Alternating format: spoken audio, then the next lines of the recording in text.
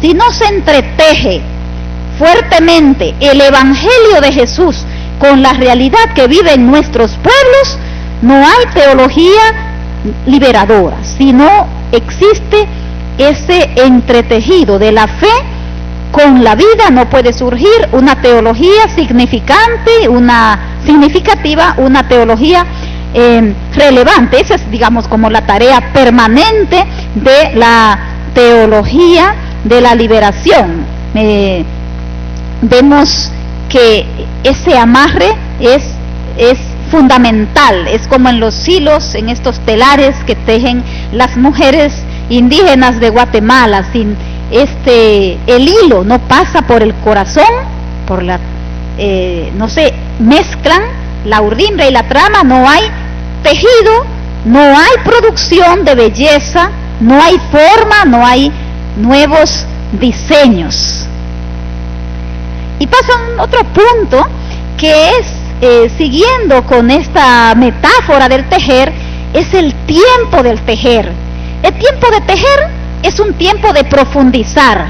Nosotros vemos cuando las mujeres están tejiendo, hay un silencio, hay como una contemplación, las mujeres están sumergidas, atentas en esa experiencia, y más que hablar mucho, las tejedoras se concentran en el manejo de los hilos, en el combinar los colores, realizar los motivos y las figuras.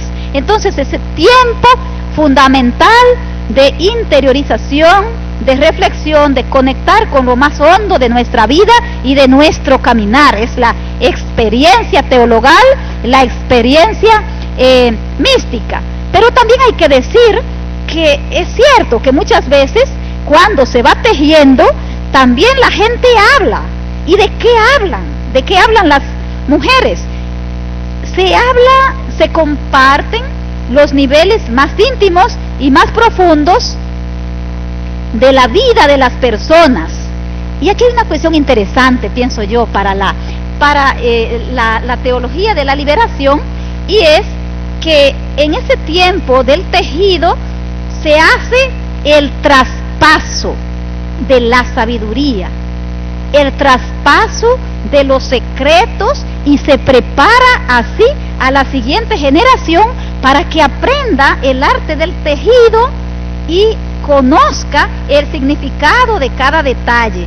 Y es por eso que en nuestras culturas, en muchas de nuestras culturas, las abuelas y las madres aprovechan ese espacio para enseñar a las hijas y a las nietas, para hacer ese proceso de transmisión y de profundización. Es una cuestión interesante. Yo dejo, ¿verdad?, para que reflexionemos por ahí cómo esta preparación también de las siguientes generaciones la vamos haciendo, cómo vamos tejiendo. Es una cuestión interesante que las mujeres tejedoras saben armonizar el que a la vez se va difundiendo su obra. O sea, no se va guardando lo que se va tejiendo, se va compartiendo, se va vendiendo, ¿verdad? Se va distribuyendo, pero a la vez se sigue tejiendo. No por estar distribuyendo, por estar difundiendo, se deja de producir. Eso representa un desafío para nosotros como teología liberadora, porque realmente podemos caer en la tentación de quedarnos en ser simple consumidores de teologías. Creo que las nuevas, las generaciones nuevas, tenemos que estar como muy atentos, muy atentas con esto, no quedarnos siendo consumidores y consumidoras de teología, sino ser productores también, ¿no? Ser productoras de algo. Eso es un desafío, y ser multiplicadoras y ser multiplicadores, ¿verdad?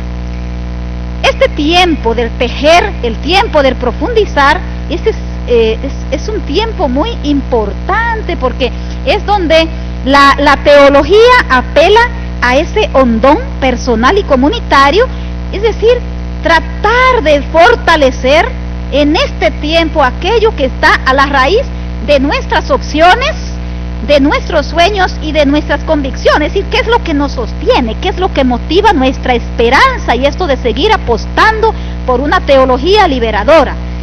en esta época de grandes y variadas crisis y de profundos cambios como los que estamos experimentando, exigen de nosotros, fortalecer las raíces que nutren nuestra vida. ¿Por qué? Porque esto es lo que nada ni nadie nos puede matar. Y eso lo dice la sabiduría maya en su libro sagrado, en el Popol Vuh, cuando dice: arrancaron nuestros frutos, cortaron nuestras ramas, quemaron nuestros troncos, pero nunca lograron matar nuestras raíces.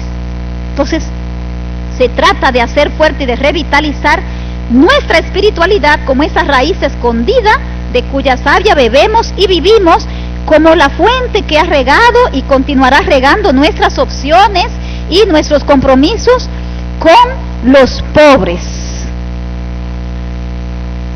Nosotros en este congreso queremos apuntar, decimos, al futuro, a esa novedad que está brotando, como nos dice el profeta Isaías. Miren que realizo algo nuevo, ya está brotando. ¿No lo notan?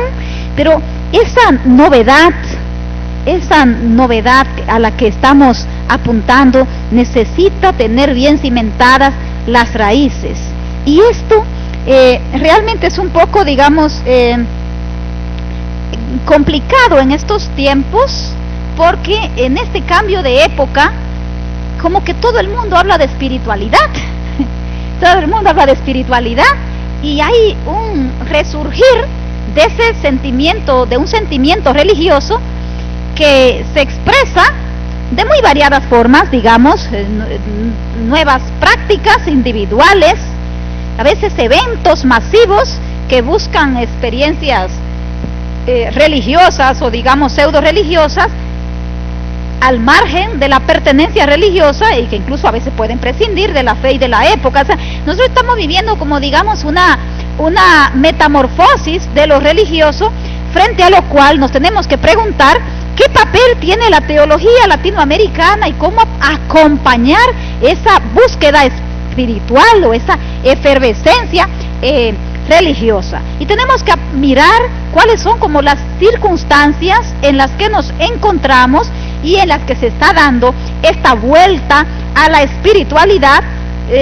Sí, ese macro contexto, nosotros decimos, es la globalización neoliberal, pero esa globalización neoliberal que busca hacer negocio con todo, incluida la espiritualidad. Y ciertamente el Wall Street Journal, que dice Ignacio Ramonet, que es la Biblia de la religión del mercado, dice que la espiritualidad y la búsqueda de sentido son negocios que mueven miles de millones de dólares, y ciertamente las principales compañías del mundo están prestando muchísima atención, más de lo que nosotros pensamos, a este poder de la espiritualidad como un instrumento para inculcar en sus empleados los objetivos comerciales de las empresas y para hacer que las empresas sobresalgan en el mercado global. O sea, que nosotros tenemos que ubicarnos ahí, que la espiritualidad se ha convertido en un negocio rentable.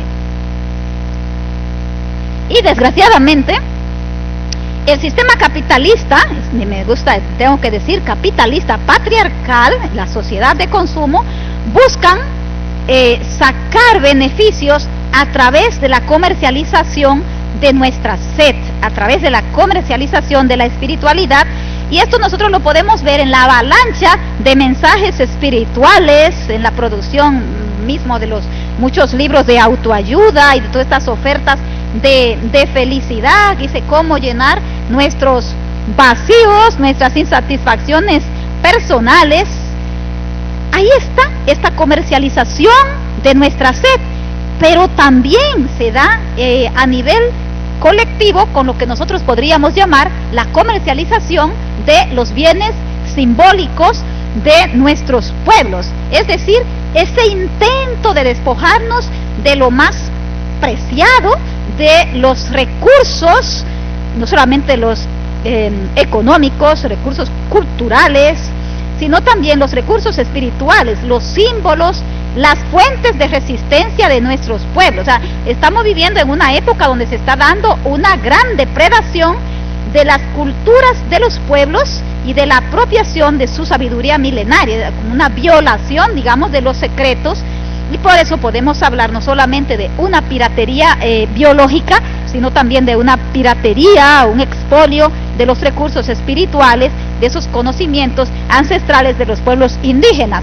Fíjense ustedes, este año, que para nosotros es tan importante en Guatemala, porque es el fin de una era, es en los tiempos nuevos, con el Oxlajú Bactún, 13 Bactún, se termina una era maya, la que muchas personas nos estamos, ¿verdad?, preparando, pero también con esto que es sagrado de los pueblos, del calendario maya, ese tiempo de gracia, como también ya se está